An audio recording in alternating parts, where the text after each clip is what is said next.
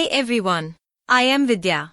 Welcome back to our channel, English Magus, your go-to place for learning about literature, poetry, and everything in between. Today, we are diving into a thought-provoking poem called The Childhood by Marcus Nathan. The Childhood is a poem that deals with one of the most universal experiences, growing up. It explores the poet's thoughts about losing his childhood and realizing the complexities of adulthood. But wait, don't worry.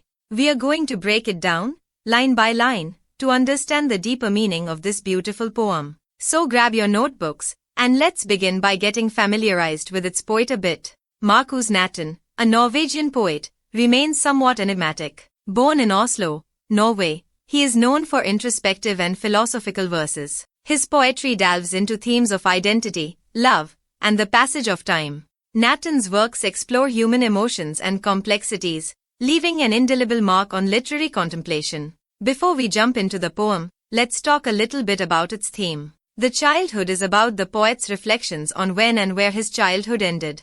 This poem expresses his confusion and curiosity about the moment when he stopped being a carefree child and started thinking like an adult. Isn't it strange to think about the exact moment when we lose that innocent perspective? That's what Marcus Nathan tries to figure out. He asks himself three major questions. 1. When did my childhood go?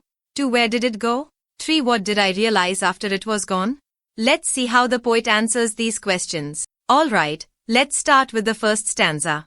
I will first recite each stanza, and then explain it. Here we go. When did my childhood go? Was it the day I ceased to be 11? Was it the time I realized that hell and heaven could not be found in geography, and therefore could not be? Was that the day? In this stanza, the poet is reflecting on the moment he lost his innocence. He wonders if it was when he turned 11 years old. But it's not just about age. He also talks about realizing that heaven and hell aren't real places you can find on a map. This realization symbolizes the loss of his innocent belief in simple explanations for the world. It's the moment he started thinking more critically about life. Have you ever had that moment when you realized that things you once believed in as a child aren't real? Like many mythical things and characters? It can be kind of shocking, right? That's exactly how the poet feels. Let's move on to the second stanza now. When did my childhood go? Was it the time I realized that adults were not all they seemed to be? They talked of love and preached of love, but did not act so lovingly. Was that the day? Here, the poet is asking if he lost his childhood when he realized that adults aren't always perfect. He noticed that adults say one thing but often do another. They preach about love and kindness, but they don't always show it through their actions. This realization can be tough because, as kids, we look up to adults and think they have all the answers. But when we grow older, we see that adults are just as flawed as anyone else. And that's a pretty big shift in how we see the world. Let's move on to the next stanza now. When did my childhood go? Was it when I found my mind was really mine, to use whichever way I choose, producing thoughts that were not those of other people, but my own, and mine alone? Was that the day?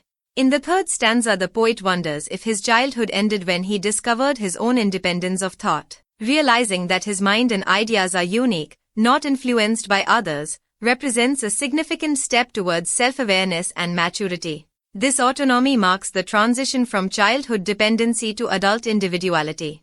Have you ever felt the same when you realize your thoughts don't match with those of your parents? It is a normal thing, this difference. Now for the final stanza. Let's read it together. Where did my childhood go? It went to some forgotten place that's hidden in an infant's face. That's all I know. In this final stanza, the poet is no longer asking when he lost his childhood. He's now wondering where it went. He feels like his childhood has disappeared into a forgotten place, something he can no longer access. But then, he hints that childhood still exists in the face of a young child. This line is so powerful because it suggests that while we lose our own childhood, it never really disappears. It just gets passed on to the next generation. Have you ever looked at a little kid and remembered what it was like to be that carefree? That's what Marcus Nathan is hinting at here. So, what's the big takeaway from this poem? The childhood is about the inevitable transition from innocence to experience. It's about losing the simple, carefree perspective we have as children and gaining a more complicated understanding of the world. But the poet also shows us that even though we grow up, we don't have to be sad about it. We might lose our own childhood, but it's always there, living on in others. And that wraps up our breakdown of The Childhood by Marcus Nathan. Hopefully, you now understand the poem better and appreciate its deep meaning. If you've ever wondered when your own childhood ended, you are definitely not alone. This poem touches on something we all experience. Here is a list of literary devices used in the poem. Pause the video and go through it. If you found this video helpful, make sure to like, subscribe, and hit the bell icon so you don't miss out on our next poetry breakdown. Until next time, keep learning, keep questioning, and remember, there's always a bit of childhood left inside all of us.